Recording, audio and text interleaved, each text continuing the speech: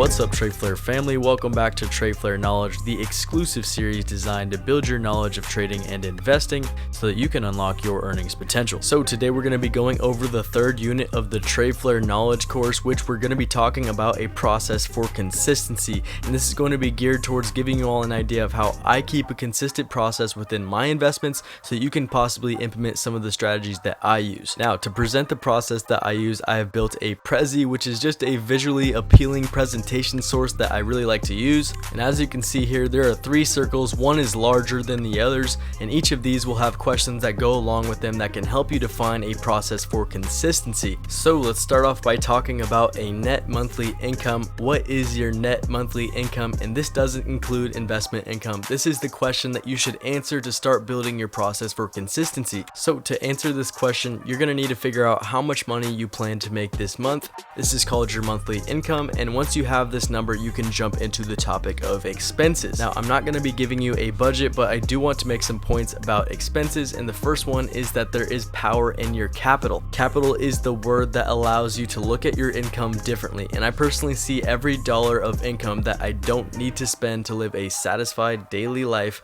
as capital unless I plan to use it for savings, which will be our next category. But the idea is to give yourself only what you need right now so that you can get to have all that you want in the future. This is the attitude that will create abundance. You can also think about it in terms of opportunity cost. And in my favorite book, The Richest Man of Babylon, hence my Discord name, Arcad of Babylon, Arcad, the main character, learns that if he saves 10% of what he earns, he hardly notices that it's gone. In a year, his gold pouch has impressively fattened, and he soon learns that the larger gold pouch could yield a profit if he were to lend it to someone who needs it to do business. This taught him how powerful it was to save even a small portion at a time. He also saw how much opportunity cost each shekel had if he were to pay himself rather than paying the vendors and merchants. So before you spend all of your income, think about how powerful it can be and think about your opportunity cost. So subtract your expenses from your income, and now you have your net income. So now we're back on this main page. We're looking at two places where your net income is to be allocated. Now first, we're going to start off by talking about savings. And the first question you need to ask is how much of your net income is going to go towards savings. Now, to answer this question, you need to figure out what savings is.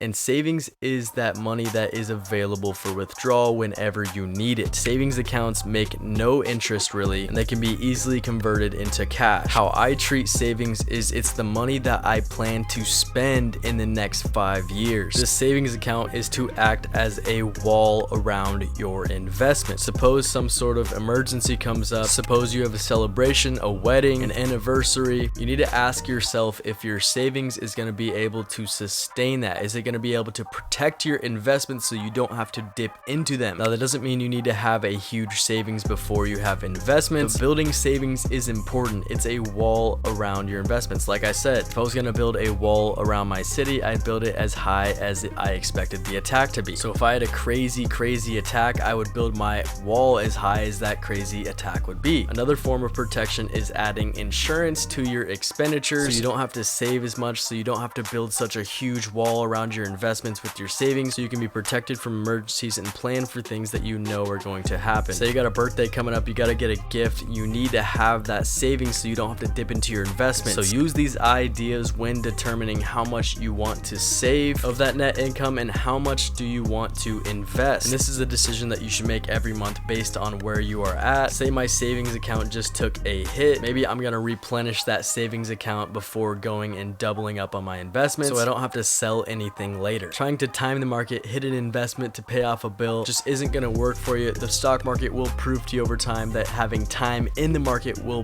beat timing the market. So if you have an idea of how much of your net monthly income you're planning on saving, let's head over and talk about the brokerage, our investments, our deposits. Since every month kind of changes, we're just going to have a date to decide how much are we going to deposit into our investment account. And this is going to be the net income left over after you have allocated some money to savings. Now, once you have this deposit deposit, once you have this investment money, you need to figure out a few things. The first thing is the bottom line ratio. This is a way to make sure that you're not overexposing yourself to risk in the market. A lot of new traders will want to get rich quick and they'll throw most of their monthly deposit into options. Having this ratio saying I'm going to have 80% of my deposit be for long-term purchases and 20% is going to be able to boost my trading account. Once I figure out what my bottom line ratio is, I'm going to go over and think about what is my trading plan. First off, am I using risk management?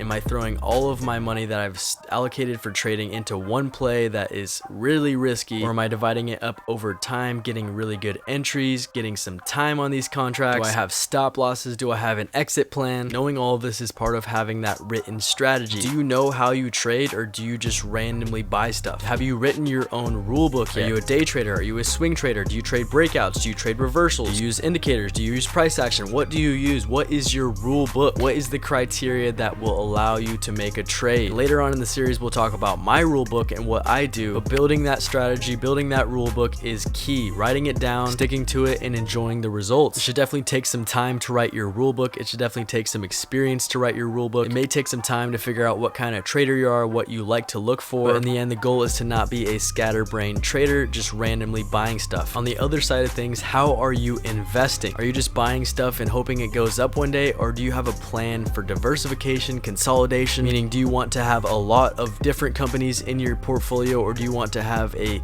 small amount that is consolidated? Diversification takes away risk, but sometimes it can slow growth. Consolidating into 4, 5, or 6 stocks is riskier, but it can have more growth in some cases. Another thing you need to ask is, are you investing in quality companies, or are you buying the stock off of the most recent article off of Wall Street Bets? Are you investing in a company, or are you trying to get rich quick on a stock? Think about if you actually had a say in this company. Would you want to be a part of it? Do you use their product? Will they keep growing? Will they be here forever? You probably thought Amazon was a really cool company 10 years ago, but you didn't invest in that. No, you invested in some biotech that someone sold you the story. It's key to have an eye for these quality companies. It's key to have an eye for a company that you don't mind holding forever. The idea is that you keep monitoring the growth. You monitor the dips. You buy the dip. If something changes your mind, you don't sell. You just stop buying more. Another question to ask is, do you have a good mix of growth stocks and value stocks? Have you managed your risk as far as getting into these speculative plays? And what is your rule book for choosing these quality companies? Now, all of these things that we just talked about combined go into making your process for consistency.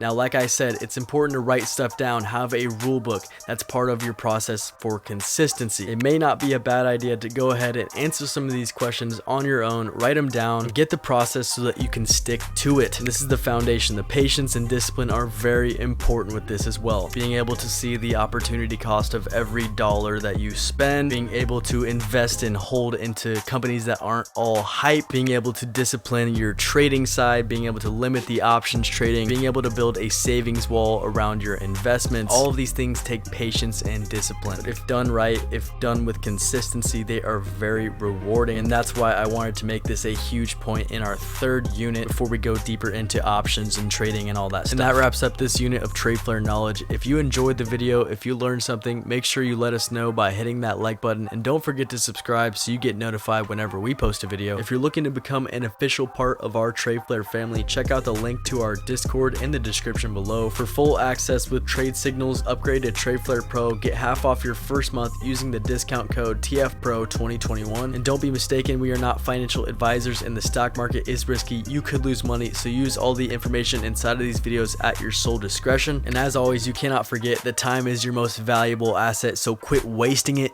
Get up, get out, and go get it, my friend.